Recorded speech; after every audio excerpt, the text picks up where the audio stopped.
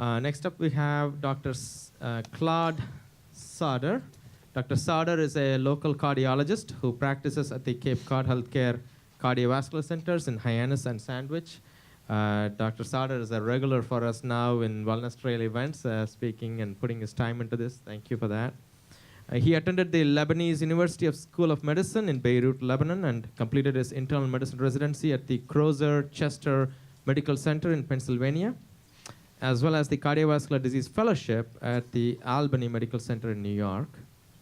He has been affiliated with Cape Cod Hospital since 2008 and is certified by the American Board of Internal Medicine and Cardiovascular Diseases.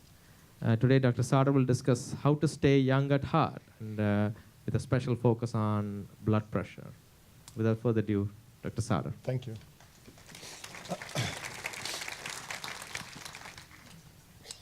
All right. Before we start, I want to thank Dr. Siddhartha and Emerald Physician for asking me to come here today, and Julie for organizing all these amazing meetings. And thanks to Cape Cod Healthcare for sponsoring us for today. How to stay young at heart. The title is a little bit catchy, so if you're here for the rejuvenation process or for the magic pill, I'm sorry, we misled you. We're going to talk about how to stay healthy and how to stay heart healthy and avoid cardiovascular disease. After all the wholesome conversation from Dr. Siddhartha and from Tony about cardiovascular exercise and the heart healthy benefits of wholesome food, it's time for the bad news.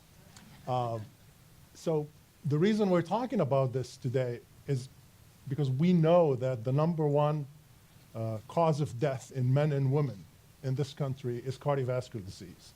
So anything we can do to prevent cardiovascular disease, reduce the incidence, regress the disease, stop the disease, will make a huge difference in the short and long term for treatment. There is millions of dollars, or trillions of dollars actually, spent over the last 10 or 20 years in cardiovascular disease management. A lot of that has gone to actually treating the acute phases of the illness. So when somebody collapses with a massive heart attack, you want to be able to save the life. You want to be able to change the acute trouble that that person is going through. So for a lot of work, after many, many years of work, we've actually reduced the mortality of the acute phase of heart disease, thanks to our colleagues in the emergency room, in the interventional cath lab, our EMS responders, our nurses, our rescue squads. There's been huge improvement and reduction in the mortality rate. Cardiovascular disease remains the #1 killer, so there's a lot of power behind trying to change the pattern of disease that's been going on. So going beyond the acute phase of the illness, which has been our focus, is going back and trying to prevent things from happening at the beginning, not waiting for the actual first strike to happen, but actually going back and trying to prevent that first strike from ever happening. I like the hint about the Mediterranean diet that was in Dr. Siddhartha's talk. I'm from that part of the world, so I kind of know it's a great diet. And it does great for the heart and for the circulation. And I like the exercises that Tony shared with us today. It got me a little bit huffing and puffing, so maybe I need more trips to the gym. I drive there every day. So this is the first few slides. We're going to talk a little bit about the heart and the circulation. And I'm hoping to give a little short introduction about what the heart is. The heart is a pump, and it pumps blood across the body. It has valves. It is supplied by blood vessels, and it beats every second of every day of your life. So you have one heart, so take good care of it. We're going to see now a little bit of video about the heart. It's a few years old now, but it still carries. The heart is a muscle about the size of your fist. It lies behind and to the left of your breastbone or sternum. The purpose of the heart is to pump blood through blood vessels, arteries, and veins to all parts of your body. The inside of the heart is divided into 4 chambers. The top two chambers are called the atria and are collection chambers for blood. The bottom two chambers are called the ventricles and receive the blood from the atria and pump it to the lungs and the body. The chambers are separated by valves, which control the direction of blood flow. There are 4 valves: tricuspid, pulmonic, mitral, and aortic. Circulation begins at the right side of the heart, where blood from the body comes to the right atrium. This blood passes to the right ventricle, where it is pumped to the lungs to receive oxygen. Once it receives oxygen, it flows to the left atrium and then to the left ventricle, where it is pumped to the aorta and the rest of the body. On the right side of the heart, the tricuspid valve separates the right atrium and the right ventricle, allowing blood to enter the ventricle but not flow backwards to the atrium. Blood flows through the pulmonic valve to go to the lungs. On the left side of the heart, the mitral valve separates the left atrium and the left ventricle. Blood flows from the left ventricle to the aorta through the aortic valve and to the rest of the body. Arteries carry blood with oxygen and other nutrients throughout the body. Veins take blood back to the heart, which pumps it to the lungs to be oxygenated. The heart arteries, coronary arteries, provide oxygen and nutrients to the heart muscle. The right coronary artery supplies blood to the bottom and the back of the heart. The left coronary artery splits into 2 vessels.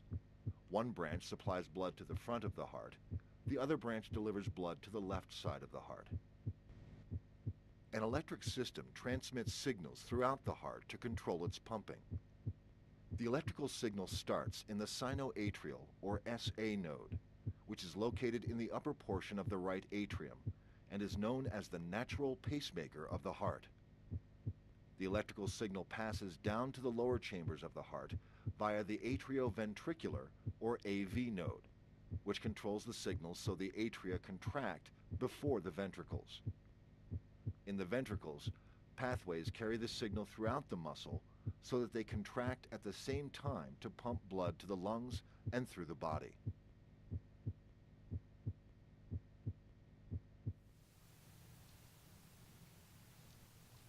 So now that we know all that, there will be questions at the end, by the way, on the exit questionnaire. What is a heart attack? And Dr. Siddhartha has already talked a little bit about that. There is plaque deposition in the heart arteries in very, very young age, probably also related to partly genetic and partly dietary issues, lifestyle activities that are not appropriate, and aging of the blood vessels. And you can see plaque deposition inside the heart arteries gets significantly tight, and then there is plaque rupture that leads to acute events like chest pain, angina, and heart attacks. The risk factors for heart disease, the list is quite long. High cholesterol, which was discussed earlier, high blood pressure, diabetes, smoking, family history of heart disease, obesity, sedentary lifestyle, and to a lesser extent, birth control pills. I'm going to spend some time during this talk discussing hypertension. Dr. Siddhartha discussed a little bit about high cholesterol and dietary approach and lifestyle changes. The symptoms of chest discomfort and heart attacks are included in this slide. The long history of chest pain as the only presentation of a heart attack, has kind of plagued cardiologists and primary care physicians for a while. Not everybody who has a heart attack has chest pain. Some patients don't have any pain or discomfort, and they have other types of symptoms. They have jaw pain, arm pain, shoulder pain, neck pain, and sometimes in women, there's very, very different symptoms. And about half of the women who presents with heart attacks don't have any chest pain per se. In diabetic patients, you can have silent heart attack more frequently than the average population. So any of those symptoms should make us think about the possibility of a heart attack. And as I said, about half of the women don't have any chest pain with their heart attacks. Again, another slide showing the plaque deposition in one of the main arteries. And if you look at this image next to it, the coronary arteries are really small blood vessels that supply the heart pump and allow it to work with good nutrition and good oxygenation. And that's a very significant plaque deposit in the artery with obstruction by platelets. Chest discomfort, heart attack, this already been discussed. How do we prevent heart attacks? A lot of this is common sense advice, is things you hear at your primary care doctors, on any health channel. And some of it has been previously also discussed. Obviously exercise, smoking cessation, heart-healthy diet and maintenance of a healthy weight, adequate blood pressure control, diabetes management, and pharmacological therapy for hypercholesterolemia. Some of that talk for today is going to be focused on blood pressure control. And the good question is, what is blood pressure? And this is going to be another short, entertaining video about blood pressure.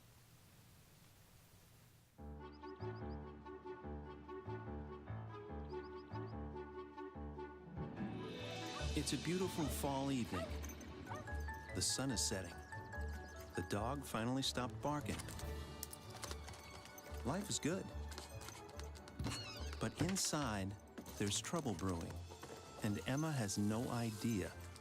Although she feels fine, like her father, Emma is one of the 67 million adults in the U.S. with high blood pressure or hypertension. Just like her radiator that's on the fritz, Emma's heart is working overtime to get the job done. Let's have a look. The heart is the pump in our bodies, delivering blood to the entire system through a set of pipes, or blood vessels of all sizes. Smoking, high cholesterol, diabetes, obesity, physical inactivity, family history, and increased age all contribute to these blood vessels, or our pipes, becoming less elastic. The more blood our heart has to pump through stiff, narrowing arteries, the higher our blood pressure. When the force of the blood against our artery walls is too high, life-threatening health problems can result. Problems like kidney disease, heart disease, stroke, even heart attack. Can Emma get her pressure down before it's too late?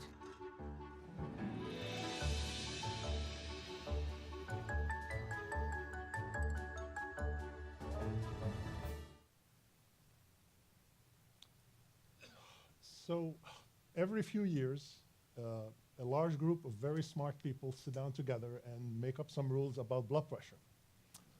And as things go, there was some recommendations in 2017 that were made regarding management and treatment of blood pressure, hypertension management, which added a lot of confusion or a lot of new things to the old blood pressure measurement. So what did they say? This was supported by the American College of Cardiology and the American Heart Association, and it redefined the measurement of blood pressure and where do we draw the line about who and what is considered to have high blood pressure.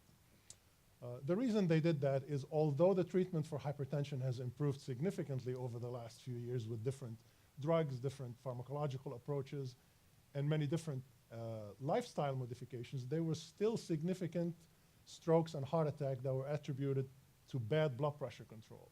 So they tried to bring the blood pressure, the line in the sand, they tried to draw it a little bit more aggressively. So now if you want to be a normal blood pressure, if you want to have a normal blood pressure, you have to go below 120/80.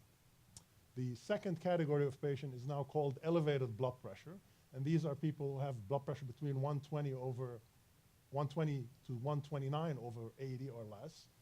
And the stage 1 hypertension, any blood pressure between 130 and 139/80 or 89. And the stage 2 hypertension, the worst of blood pressure, is systolic blood pressure of more than 140 or a diastolic blood pressure more than 90.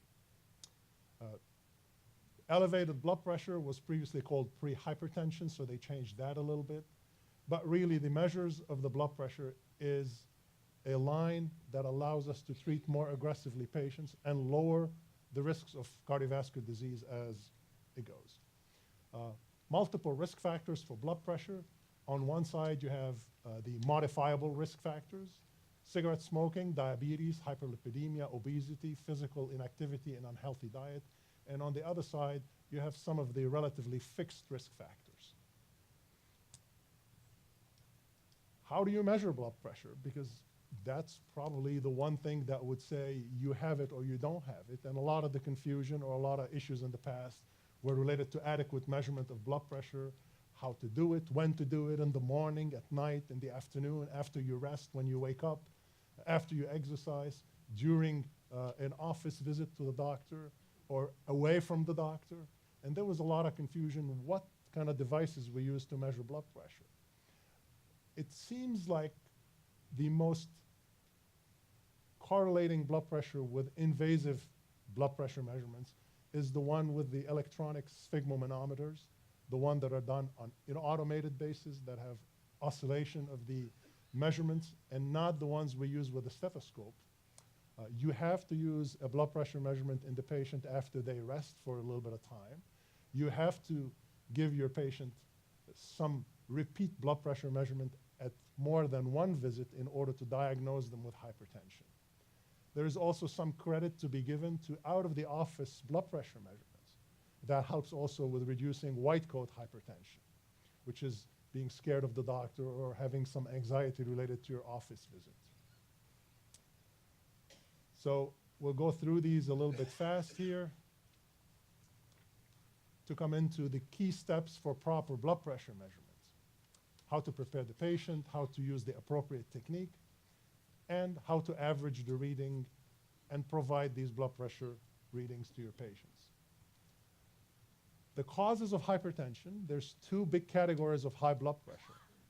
The most frequent one is essential hypertension, and that's the most common blood pressure problem.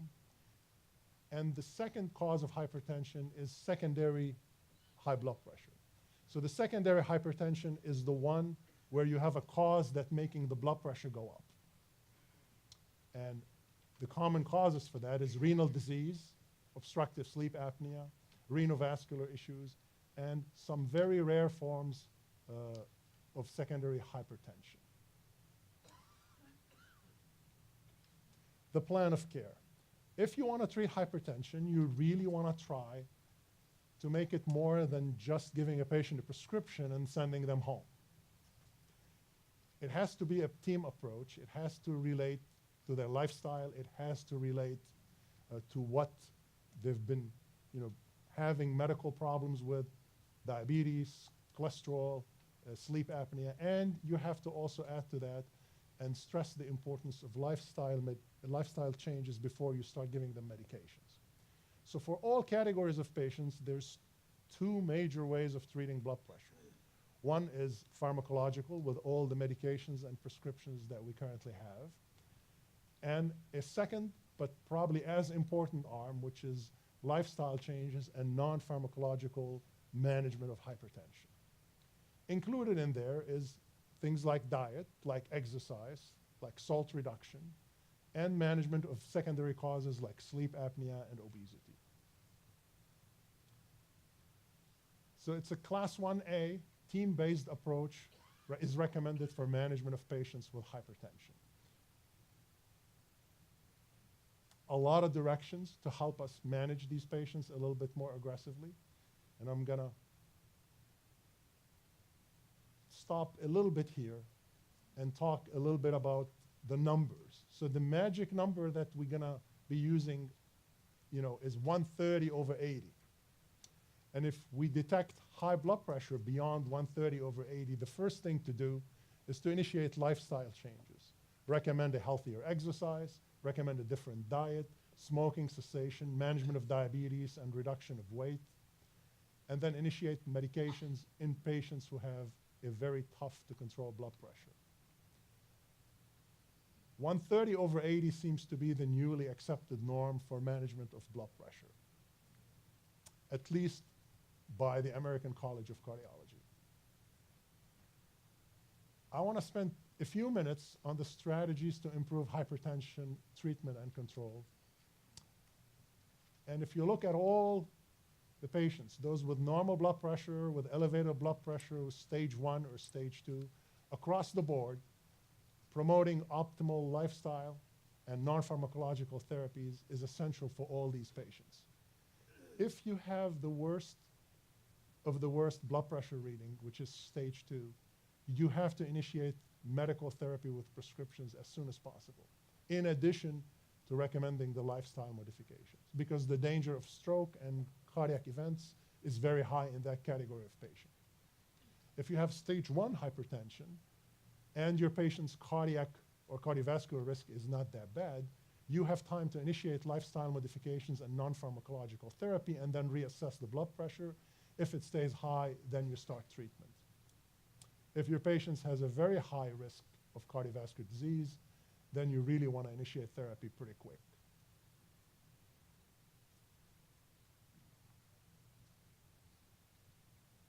The treatment of high blood pressure. So we're going to spend a few minutes talking about the non-pharmacological therapy and a few minutes talking about the pharmacological therapies for hypertension. A lot of the times it's talking about the drugs, the benefits of the drugs, which class, which is good, which is not good, which has less side effects, which has more side effects, which one is for the younger, which one is for the older. But a lot of time forgotten in there is the lifestyle modifications that was discussed earlier. So weight loss is recommended, a heart-healthy diet, the dietary approaches to stop hypertension that facilitate achieving a desirable weight, sodium restrictions, and supplementation with potassium, increasing the physical activity, and reducing alcohol consumption. The next few slides are going to show one by one how important it is to go through these non-pharmacological changes, and they give you actually an approximate reduction in blood pressure. So if you're able to lose weight, you can impact your blood pressure by about 5 millimeters. So if your blood pressure is 150 and you're able to reduce your weight by 5 kilograms, then your blood pressure comes down to 145. If you use a healthy diet, which is rich in fruits, vegetables, whole grains, low-fat dairy products, and less fats, you can actually reduce your blood pressure by 11 points, approximately. So if you go from 150, you're now 140 or 139. If you reduce the salt in your diet, and there's a lot of stuff said and discussed about salt, our average diet should always be below 2,400 milligrams of salt a day, of sodium a day. But if you can bring it down to 1,500, you can achieve 5 millimeter reduction in blood pressure. Again, with enhancing the diet with a little bit of more potassium, you can reduce the blood pressure a little bit more.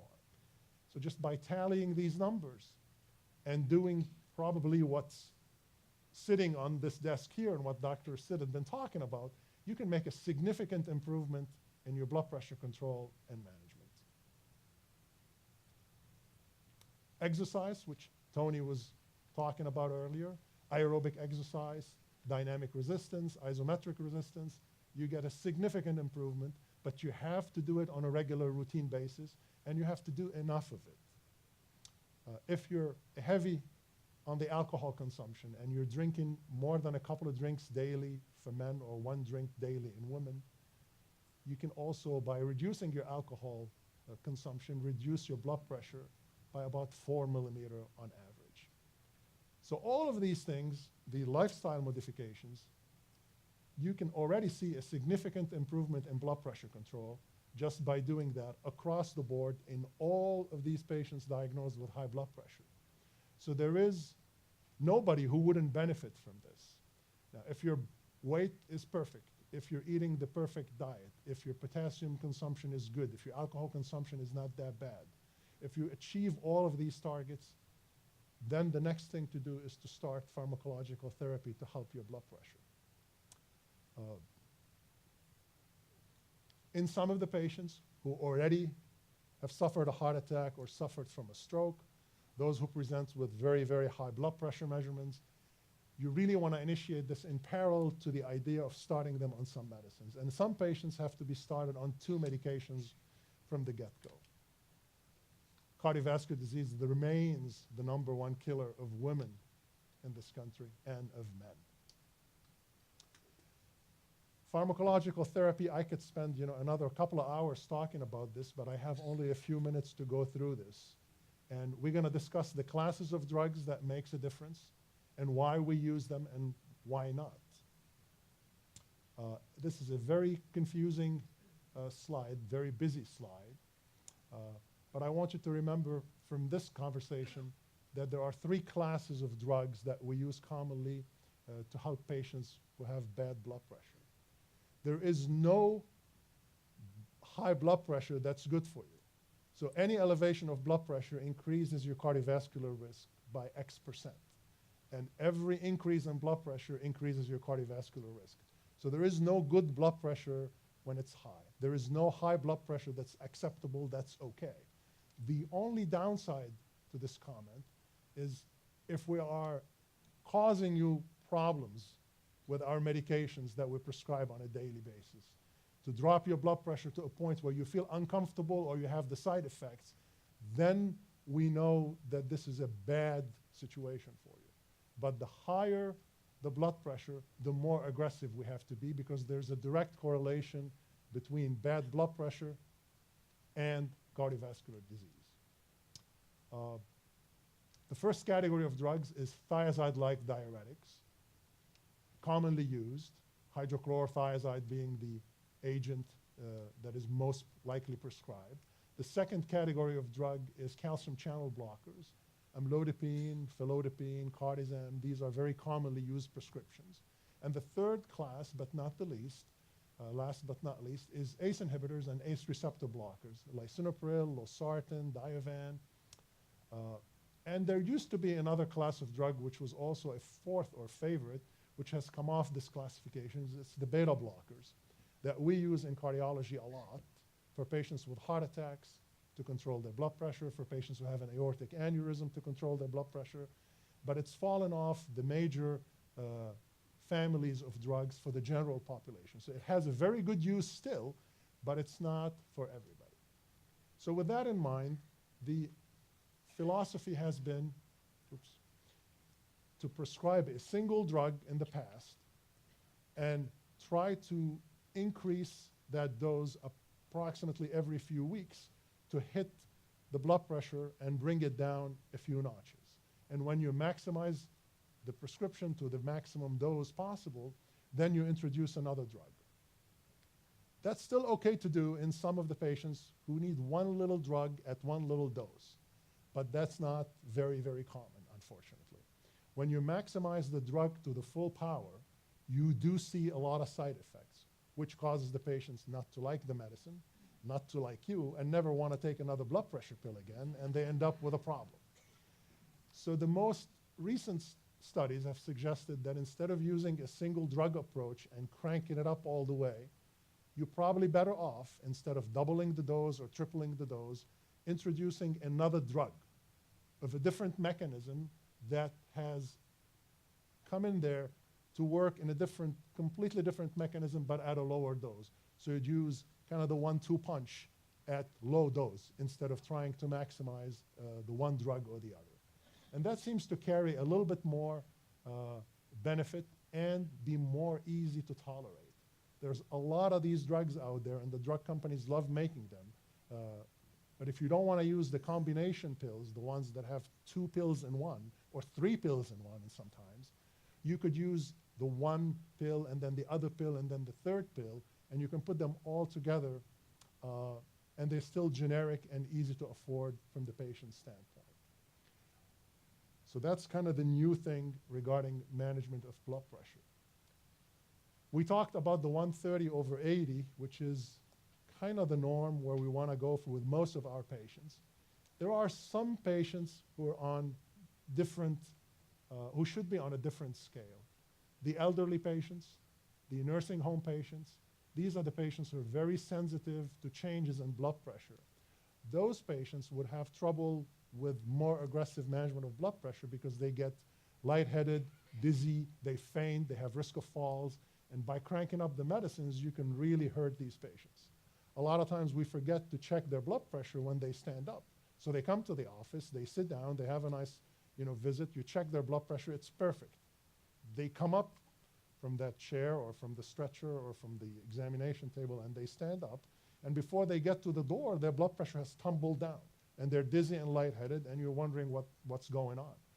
So that's a category of patient that was considered, you have to be less aggressive in the treatment so that you don't cause any harm by trying to treat aggressively. With that in mind, there is a new study out there which is called the SPRINT study. And it took two categories of patient and lowered their blood pressure with what we call now guidelines, 130/80, which is the top line. And then they decided on the other group of patients that they're going to get more aggressive and they're going to use more drugs and heavier doses, and that's the second line here. And at 1 year, they noticed that there's significant difference in cardiovascular events in the patients who had aggressive lowering of blood pressure. And they did it for patients over age 50, and they did another subset, and they used the patients' data to kind of identify those who were over 75. And the patients who were over 75 and the patients who were over 50, so all comers benefited from this approach. There is trouble with that approach. The devil is in the details, as they say, because these patients were carefully monitored. They were aggressively followed. They did implement aggressive lifestyle modifications. So to see the reduction in cardiovascular events, the price to pay was multiple drugs, multiple doctor's visits. So in real life, it may or may not apply to our daily practices and to our daily patients, but there is significant difference. The other conversation is about how many patients you have to treat this way to save one life or to change an event. You got to treat 61 patients aggressively this way to see one benefit, one patient benefit from this with reduction of cardiovascular disease. In my book, that's worth it, but if you put those numbers and you multiply them by millions of dollars, multiple patients, multiply them by different states, then you end up with a lot of money spent to reduce one event. At least, for me, it's still worth it, but it's hard to come up with that kind of aggressiveness for all the patients. So again, no degree of high blood pressure is good for you. So the lower your blood pressure is, the better it is, but you have to kind of worry about the side effects and how we get you to that lower blood pressure, how aggressive we have to be, how much changes the patient has to accomplish on their own, and how many medications are going to be prescribed.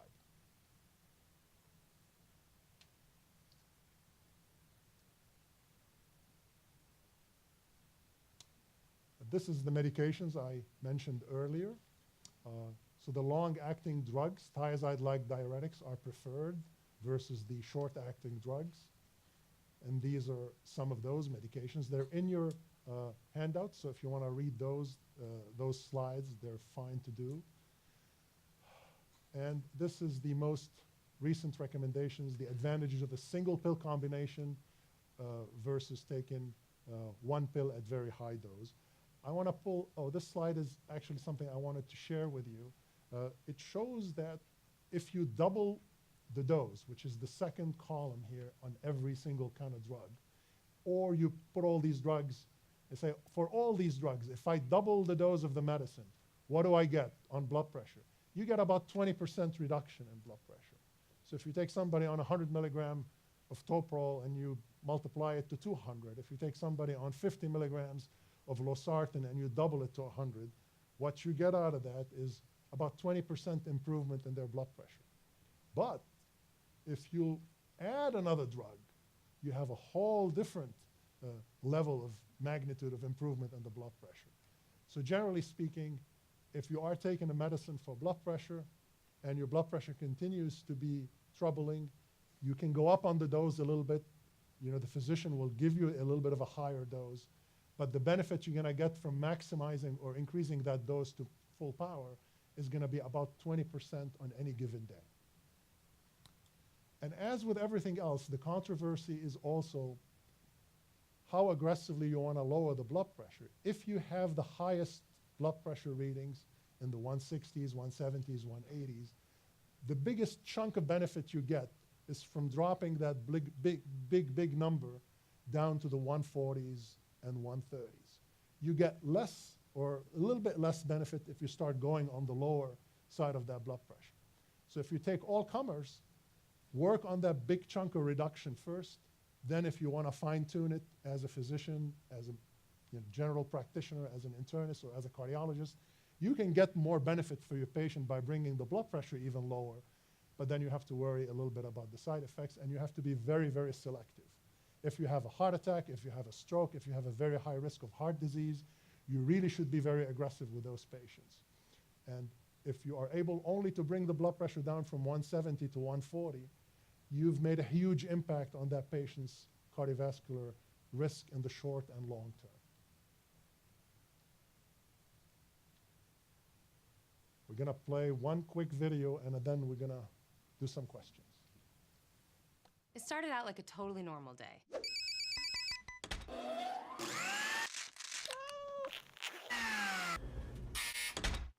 Mom! Okay, move objection deadline to the third line after survey. Oh, honey, for when you always use the verb estar. What are you doing down there? Did you finish your breakfast? Ow. Don't hit your brother.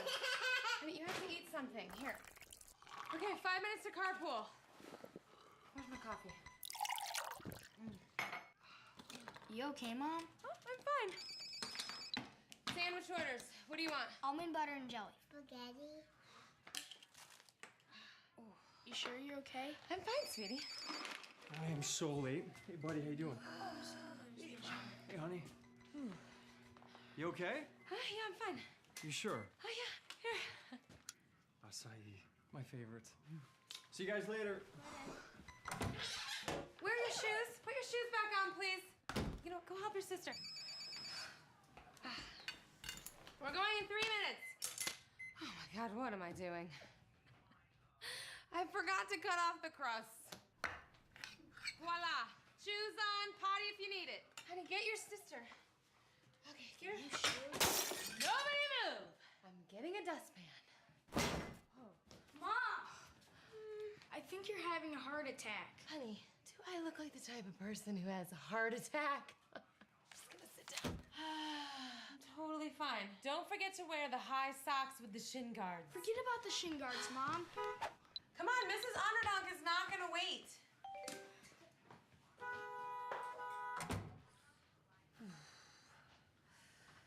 Whoa. Okay. 9, 1, 1. Hi, sorry to bother you. I think I might be having a little heart attack. Nothing really, just some nausea, tightening of the jaw, dizziness, shortness of breath, muscle pain, achiness, this terrible pressure in my chest. Oh, really? They can be here in how long? 2 minutes. Can you make it 10? I thought I had gas. Turns out I was having a heart attack. Heart disease is the #1 killer of American women. So now I take care of my heart, and I tell the women in my life to do the same. Sounds great, by the way. That's nice, sweetie, but that's not my heart. That is. Make it your mission to save your life and the lives of the women you love. Find out more from the American Heart Association at goredforwomen.org.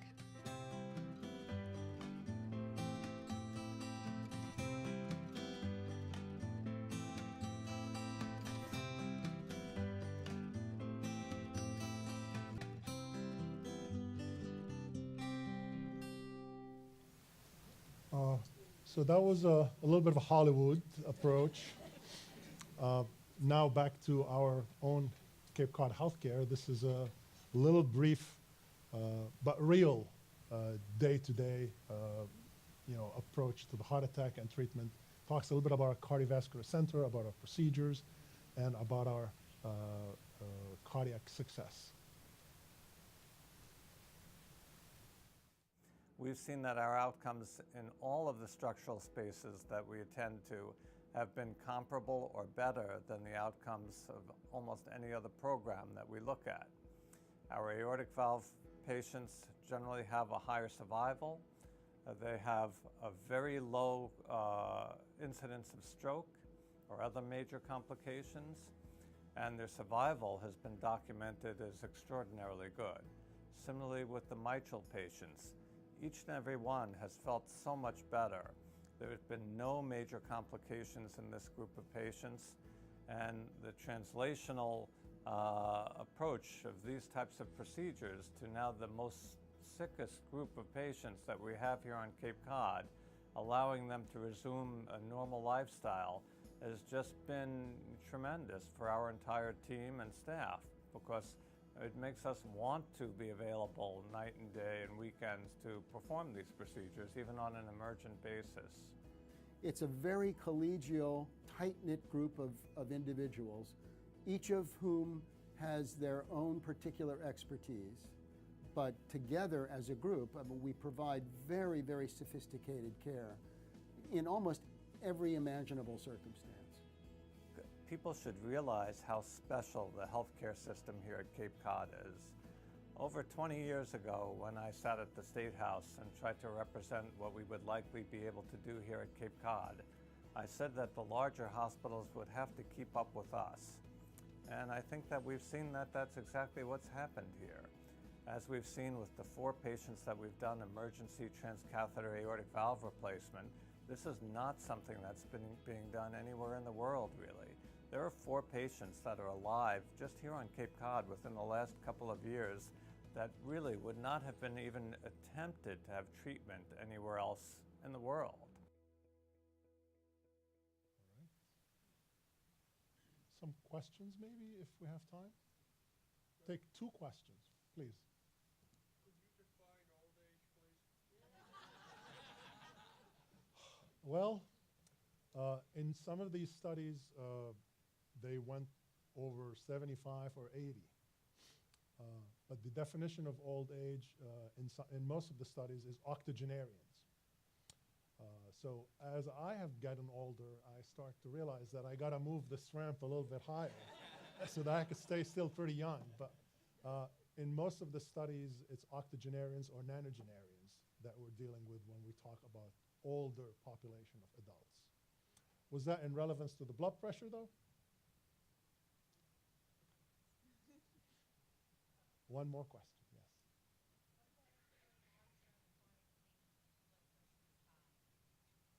I'm sorry, I didn't hear that. If you're in long-term chronic pain, your blood pressure is chronically high. True.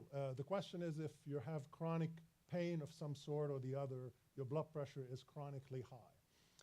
And that's a true finding. Any kind of pain would cause you a significant elevation of the blood pressure. So controlling the pain becomes part of controlling the blood pressure. And as I said earlier, there is no way of saying any elevation of blood pressure is beneficial for you or healthy for you. Even the white coat hypertension, those of you who have high blood pressure when they come to the doctor's office or they see the white coat, the blood pressure goes up. It's like me going to the dentist. The minute I step in that office, I'm having the tremors. So it is definitely not a healthy blood pressure to have, even if it's due to other things. You can treat these patients if you can prove that this is only related to the pain, and then when the pain is not there or is treated, if you've had back pain or chronic pain of some sort that was relieved by medications, procedures, surgeries, then the blood pressure should come back to normal, but that's considered part of the bad blood pressure numbers. All right, we're going to wrap it up. Thank you.